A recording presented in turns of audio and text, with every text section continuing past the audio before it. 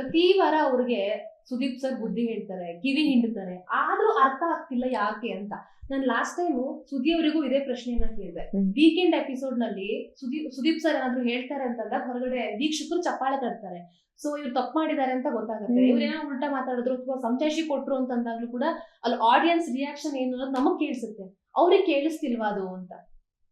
ಅಲ್ಲಿ ಮನೇಲಿ ಏನಾಗ್ಬಿಟ್ಟಿದೆ, ಕೇಳಿಸ್ತಾ ಇದೆ ಆಡಿಯನ್ಸ್ ರಿಯಾಕ್ಷನ್ ಏನು ಅಂತ ಹೇಳಿ ಗೊತ್ತಾಗ್ತಾ ಇದೆ, ಎಲ್ಲ ಗೊತ್ತಾಗ್ತಾ ಇದೆ. 3 ವಾರ ನಾನು ಅಶ್ವಿನಿ ಅವ್ರು ಬೈದಿದ್ದು ನಾನು ನೋಡಿಲ್ಲ. ಸುದೀಪ್ ಸರ್ ನಾನಿದ್ದಿದ್ದು 3 ವಾರದಲ್ಲಿ ಅಶ್ವಿನಿ ಅವ್ರಿಗೇನು ಬೈದಿದ್ದು ನೋಡಿಲ್ಲ. ಬಟ್ ಜಾನ್ವಿ ಅವ್ರಿಗೆ ಬುದ್ಧಿವಾದ ಹೇಳಿದ್ದಾರೆ, ಒಪ್ಕೊತೀನಿ. ಆ ಬುದ್ಧಿವಾದನ ಅವರು ತಪ್ಪಾಗಿ ತಿಳ್ಕೊಂಡ್ರು ಅನ್ಸುತ್ತೆ. ಮೇ ಬಿ ಚಪ್ಪಾಳೆ ಬರ್ತಾ ಇದೆ ಅಂತ ಅಂದರೆ ನಾವೇನೋ ಸೌಂಡ್ ಮಾಡ್ತಾ ಇದ್ದೀವಿ ಅಂತ ಅನ್ನಿಸ್ತಾ ಇದೆ ಅನ್ಸುತ್ತೆ. ಅದಕ್ಕೋಸ್ಕರ ಚಪ್ಪಾಳೆ ಬರ್ತಾ ಇದೆ ಅಂತ ಪಾಸಿಟಿವ್ ಆಗಿ ತಗೊಳ್ತಾ ಇದ್ದಾರೆ, ಇಲ್ಲಿ ನೆಗೆಟಿವ್ ಇರೋದನ್ನ ಅಂತ ಅಷ್ಟೇ. ಯಾಕಂದರೆ ನಮ್ಗೆ ಅಲ್ಲಿ ಒಳಗಡೆ ಕೂತಾಗ ನಮಗೆ ಫೀಲ್ ಆಗ್ತಾ ಇತ್ತು. ಯಾಕಂದರೆ ತಪ್ಪು ಅಂತ ಹೇಳಿದಾಗ ಅದನ್ನು ತಿತ್ಕೊಂಡು ನಡಿಬೇಕು. ಯಾಕಂದರೆ 3ನೇ ವಾರ ಬಂದು ನನಗೇನೆ ಸುದೀಪ್ ಸರು ರಿಷಾ ಯು ಡೂಯಿಂಗ್ ರಾಂಗ್ ಅಂದಾಗ ನಾನು ತಿತ್ಕೊಂಡು ಆಡಿದ್ದೀನಿ, ಆ ಪ್ರೋಸೆಸ್ ಕೊಟ್ಟೆ ಟೈಮ್ಗೆ. ಬಟ್ ಎಲ್ಲೋ ನನ್ನ ಬ್ಯಾಡ್ ಲಕ್ ನನಗೆ ಆಚೆ ಬಂದೆ ಅನ್ನೋದು ಬಿಟ್ಟರೆ ಅದು ಒಳ್ಳೆ ಕಲಿಕೆ ಅಲ್ಲ. ಅವರ ಕಾಂಟ್ರಿಬ್ಯೂಷನ್ ತುಂಬ ಇದೆ ಸುದೀಪ್ ಸರ್ದು. ನೋಡಿದ್ರೆ ಪ್ರತಿ ವಾರದಲ್ಲಿ ನನ್ನ ಕಾಂಟ್ರಿಬ್ಯೂಷನ್ ಇದೆ. ಅವರ ಕಾಂಟ್ರಿಬ್ಯೂಷನ್ ಬುದ್ಧಿವಾದ ಹೇಳೋದಕ್ಕಾಗಲಿ, ನಾನು ಇವತ್ತು ಬಂದು ಕುತ್ಕೊಂಡು ಇಷ್ಟು ಚೆನ್ನಾಗಿ ನಿಮ್ಮ ಜೊತೆ ಮಾತಾಡ್ತಾ ಇದ್ದೀನಿ, ಅದಕ್ಕೊಂದು ರೆಸ್ಪೆಕ್ಟ್ ಇದೆ ಅವ್ರ ಮೇಲೆ.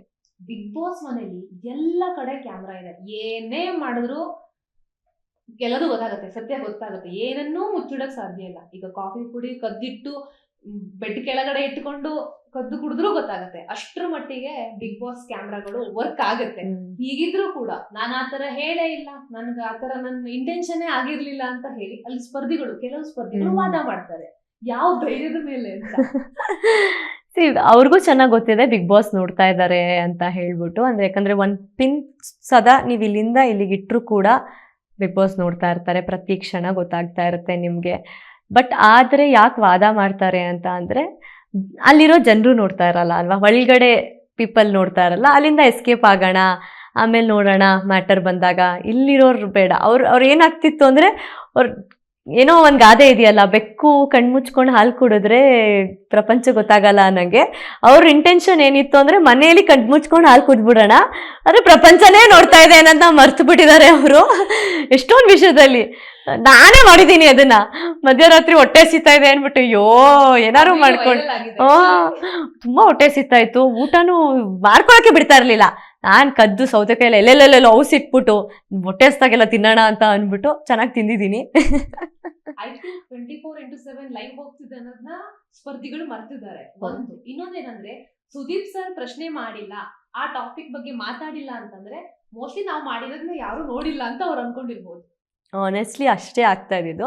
ಯಾಕಂದರೆ ಸುದೀಪ್ ಸರ್ ಬಂದು ಅಡ್ರೆಸ್ ಮಾಡಿದ್ದಾರೆ ಅಂದರೆ ಇದು ದೊಡ್ಡದಾಗಿದೆ ಅಂತ. ಅಡ್ರೆಸ್ ಮಾಡಿಲ್ಲ ಅಂದರೆ ಬಿಡು ಈ ತಪ್ಪು ಇನ್ನೂ ನೆಕ್ಸ್ಟ್ ಮಾಡೋಣ ಅನ್ನೋ ಕಂಟಿನ್ಯೂಲಿ ಮನೆ ಜನ ಇನ್ನೂ ಇದ್ದಾರೆ. ಅಂದರೆ ತುಂಬ ಸಿಲ್ಲಿ ಮ್ಯಾಟರ್ ಆಯ್ತು, ಅದಕ್ಕೆ ತೊಗೊಂಡಿಲ್ವೇನೋ, ನೆಕ್ಸ್ಟ್ ಟೈಮ್ ಚೂರು ದೊಡ್ಡದಾಗಿ ಮಾಡೋಣ ಅನ್ನೋ ಆಸೆಯಲ್ಲೂ ಇದ್ದಾರೆ. ಇಟ್ಸ್ ಆಲ್ ಫನ್ ಅಷ್ಟೇ. ಇವಾಗ ನಾವು ತಿಂದಿದ್ದಾಗಲಿ ಅಥವಾ ಕದ್ದಿದ್ದಾಗಲಿ, ನಾನು ಇದ್ದೆ ಕಾಫಿ ಪುಡಿ ಇದರಲ್ಲಿದ್ದಾಗ, ನಮಗೆ ಕಾಫಿ ಅಂದರೆ ಇಷ್ಟ ಇತ್ತಲ್ವ, ಅದೊಂಥರ ಲಕ್ಷುರಿ ಇದ್ದಾಗ ಅಲ್ಲೇನಾಗ್ತಾ ಇತ್ತು, 2 ಡಿವಿಷನ್ ಆಗ್ಬಿಡ್ತಾ ಇತ್ತಲ್ವ, ಕಿಚನ್ಗೆ ಬರಬಾರ್ದು ಅಂತ ಇದ್ದಾಗ ಇವ್ರಿಗೆ ಇಷ್ಟ ಬಂದಂಗೆ ಮಾಡ್ಕೊತಾ ಇದ್ರು ಒಂದು ಟೈಮಲ್ಲಿ. ಹೆಣ್ಮಿಗ್ದವರು ನಮಗೆ ಸಿಗ್ತಾ ಇರಲಿಲ್ವಲ್ಲ ಅನ್ನೋದಿದ್ದಾಗ ಅದೊಂದು ಏನೋ ಒಂದು ಬರ್ದಲ್ಲಿ ಒಂಚೂರು ಎಕ್ಸ್ಟ್ರಾ ಕುಡಿಯೋಣ ಅನ್ನೋದು ಒಂದು ಇದ್ರಲ್ಲಿ ಹೋಗಂಗೆ ಆಯಿತು ಅನ್ನೋದು ಬಿಟ್ಟರೆ ಯಾವುದು ಇಂಟೆನ್ಸ್ಲಿ. ಆಮೇಲೆ ಊಟದ ವಿಚಾರದಲ್ಲಿ ಯಾರೂ ಪಾಪ ಹಂಗಿಲ್ಲ.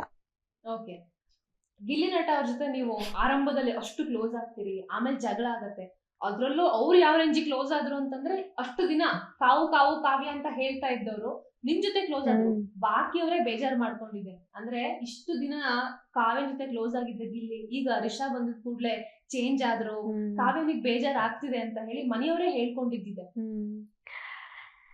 ನಾನು ಅದನ್ನೇ ಎಕ್ಸ್ಪ್ಲೇನ್ ಮಾಡೋಕ್ಕೆ, ಆ ಇನ್ಸಿಡೆಂಟ್ ಆಗೋದಕ್ಕೂ ಒಂದೇ ಕಾರಣ ಇರೋದು, ಗಿಲ್ಲಿ ಜೊತೆ ಇದ್ದಿದ್ದು ಸಲಿಗೆ, ಗಿಲ್ಲಿ ನನ್ನ ಜೊತೆ ಇದ್ದಿದ್ದು ಬಾಂಡಿಂಗು.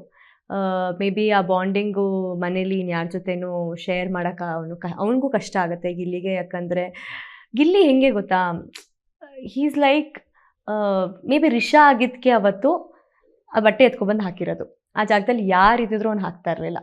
5 ನಿಮಿಷ ಬಿಸಿನೀರು ಸ್ನಾನ ಮಾಡೋನೇ ಅಲ್ಲ ಗಿಲ್ಲಿ. ನಾನು ಹೇಳ್ತೀನಿ, ತಣ್ಣೀರೇ ಸ್ನಾನ ಮಾಡೋದು.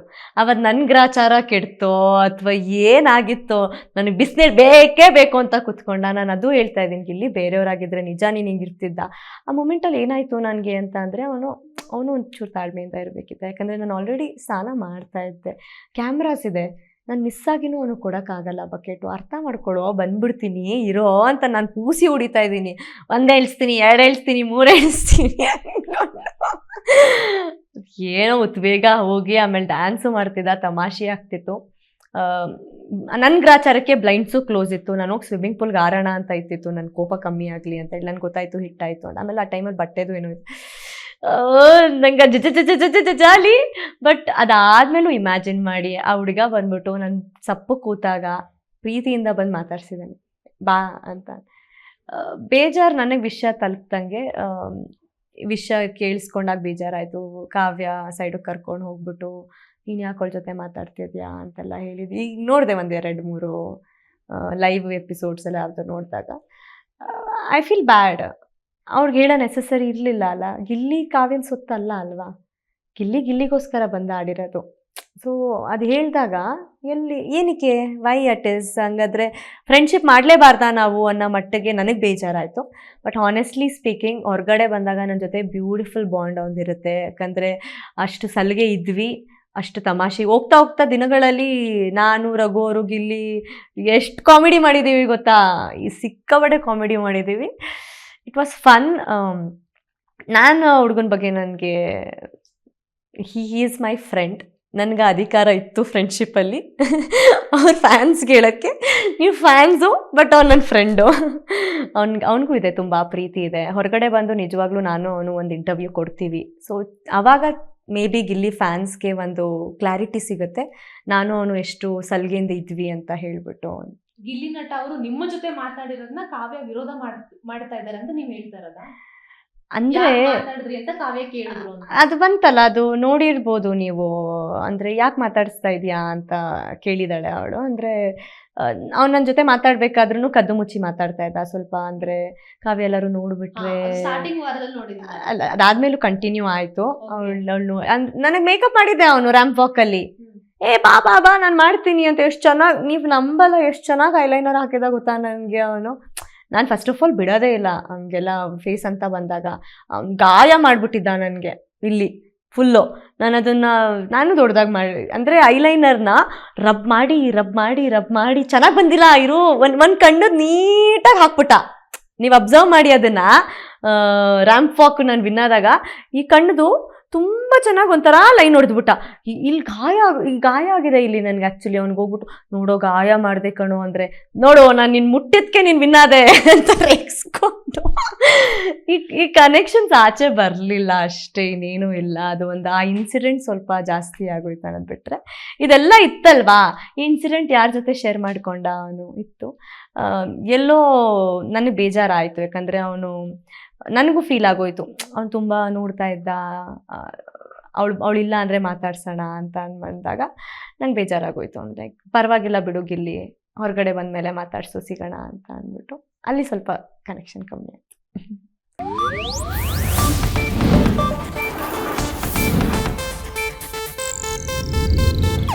ಇದು ಏಷ್ಯಾನೆಟ್ ನ್ಯೂಸ್ ನೆಟ್ವರ್ಕ್ ಪ್ರಸ್ತುತಿ.